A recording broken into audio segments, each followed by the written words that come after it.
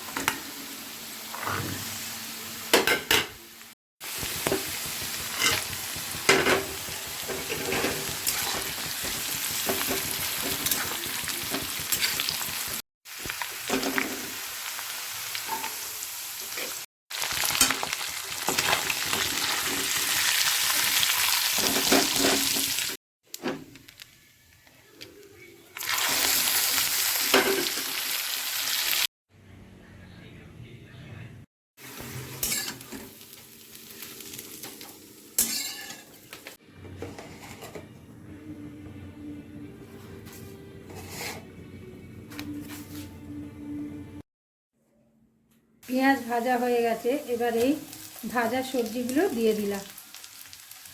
এবার এই রাইসগুলো দিয়ে দিলাম, দিয়ে হালকা হাতে মেশাতে হবে।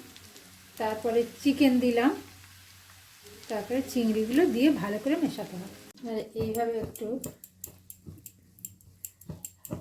এবার অল্প একটু নুন, একটু সোয়া সস, ডার্ক সোয়া সস, একটু ভিনিগার, এবারে অল্প একটু গোলমরিচের গুঁড়ো আর সামান্য একটু পেঁয়াজ পাতা দিতে হবে। এবারে অল্প একটু ধনে পাতা দিয়ে দিলাম।